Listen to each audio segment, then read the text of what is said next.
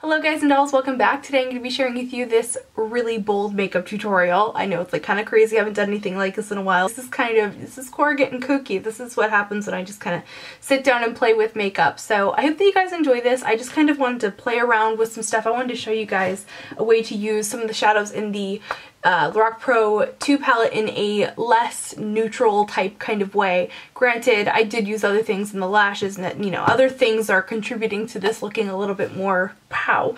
But I did want to show you guys that you don't always have to think neutral when you use your neutral palettes. You can use them in different ways. You can, you know, use different techniques. You can add fun elements in with it and come up with something really awesome. So I hope you guys like this look. I know it's a little, you know, it's not a back to school look. It's not really, you know, it's not highly wearable, but it's very fun. And I think it's fun to just sometimes play with makeup and almost like you're creating a character for yourself. Do you know what I mean? Like that's kind of like what kind of got me started in with makeup in the first place, is kind of just, you know, trying out different things and you know, I used to paint on my face with stuff. And anyway, I will have a full list of products for you guys in the description box down below. I will have photos of this look on Instagram, Facebook, and Twitter, so go ahead and follow me on my social media sites. Give me a thumbs up and subscribe if you haven't already, and without any further blah blah blah, let's go ahead and get started.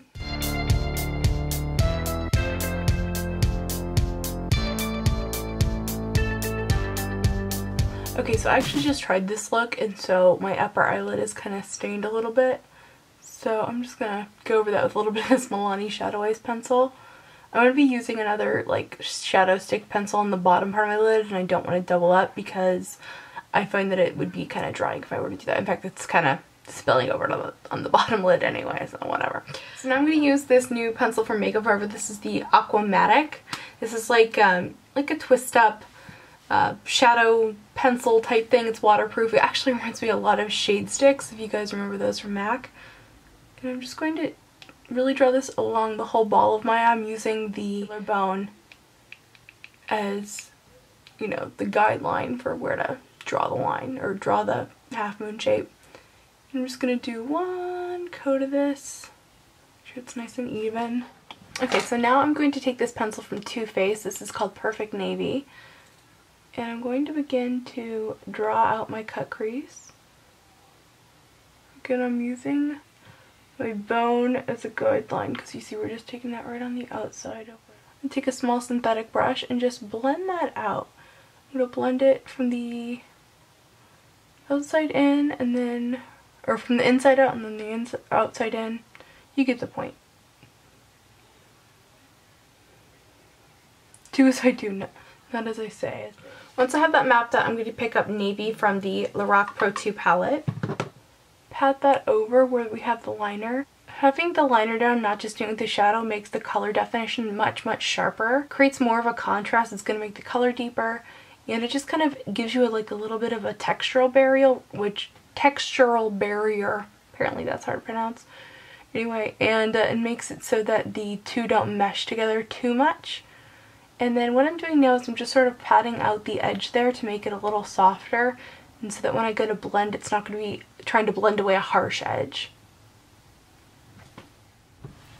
Now I'm going to pick up a Wayne Goss 5 brush.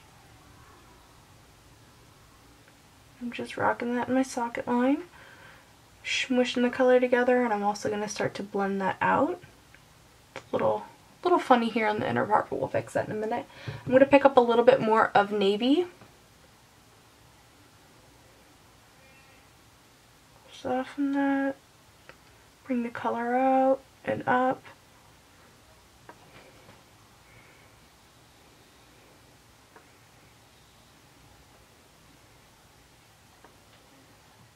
Next I'm going to pick up charcoal from the Lorac Pro 2 palette on a little tiny brush. This is also from Wayne Goss. It's a 7 brush. And I'm going to put this right here on the inner portion of the crease. If you get a little overzealous one way or the other, don't worry about it because you can always go back and fix it later.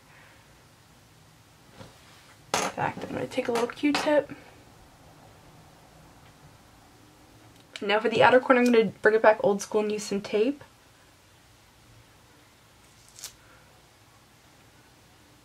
Okay, and I'm going to bring that little tiny filbert cut brush. This is from BH Cosmetics. And I'm going to flick some of that blue in You see how I'm doing that, where I'm like not trying to go too high too fast? This is what's gonna stop us from ending up with like a hot mess kind of situation. I want to be delicate with this, even though, you know, we have that tape edge, we still want to be as delicate as possible.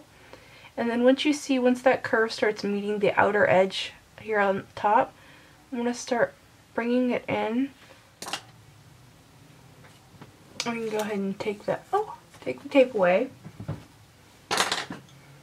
And then I'm going to use a 252 brush just to blur out the edge.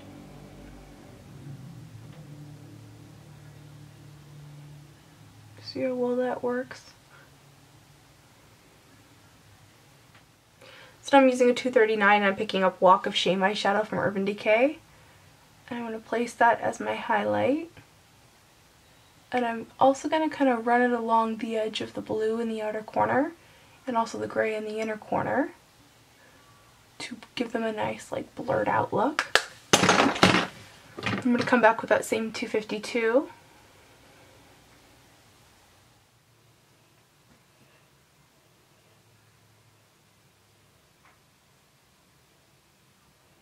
Taking a little tiny brush, this is a lip brush from OCC. I'm going to just fill in the inner portion of the crease. This is with charcoal eyeshadow from the Rock Pro 2 palette. And then I'm going to do something interesting on my lid. I'm going to take that pencil stick thing again. Make sure I'm on focus. Yes, sure. And then I'm going to go back over the lid. I had to wait till it dried to do another coat because I found that when I just tried to do one coat over the other, it got like really weird and patchy. But if I wait till it dries, I can do another coat and then it's like really shiny and bright and all that fun stuff. I'm going in with a little tiny push liner brush. This is from Wayne Goss. It's the 8 brush. And the Urban Decay Perversion gel liner. Let's push that right on into the lashes. Yeah, nothing too specific. I just wanted them to kind of get the liner deep in that because it kind of, in a way, it's like tight lining. So then after I do that in tight line, I'm going to take the Perversion pen liner. I find that this is like gives me the nicest, smoothest line in the shortest amount of time. And I'm just going to draw a medium width line all the way out to the dark eyeshadow in the outer corner.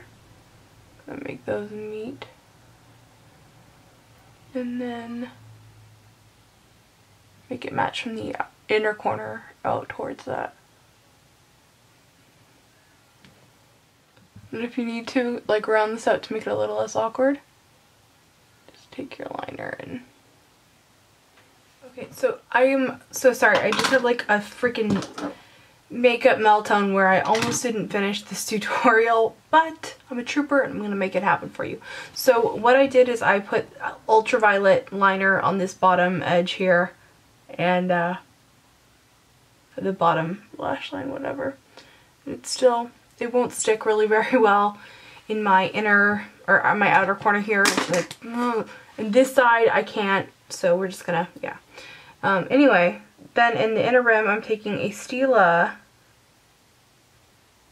makeup pencil. This is the turquoise, one of the smudge sticks. It's kind of a fun color to put in the waterline. First things first with lashes, I'm going to apply a little bit of black mascara just to blacken my own natural lashes. So now for some lashes. This is a pair from Sugar Pill that I cut down a little bit. And now I'm going to take some glue. And this glue has like a blue tint to it when you first apply it, so it's actually pretty cool. Like you can see as it starts to get a little bit more translucent, then it's time to go ahead and apply it to the lid. And I'm just going to apply this onto the lash line. Normally I try to get these like a little bit more like on the, like as close to the actual eyelashes and not just on the like lid as possible. With a thick eyelash band like this, you want to actually stick it onto the eyelid itself. And that is pretty badass with those little dingle boppers. Okay, so now that I have those on, I'm also going to add a pair of XOXOs, also from Sugar Pill.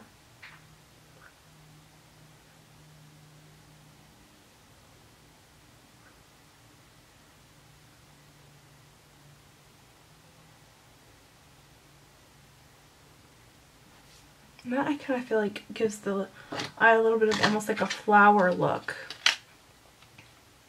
And when I place these, I'm just picking them up. They already have a little bit of glue on them. And I'm not cutting them, and I'm just placing them the same direction that I would place if I was placing them in the top lid, but I'm putting it on the bottom, whereas normally if I put lashes on the bottom, I would flip them around and apply them like this, but I want to see the detail at the top here, so. And then I'm just going to stick it in the inside out, because otherwise it'll stick too far on the inner corner. I want to make sure that I have that, measured properly there. So I feel like these eyes are so insane that if you did anything other than a bold lip, it would just be wrong. I'm using a Too Faced Melted Candy Lippy, or it's called Melted Candy rather.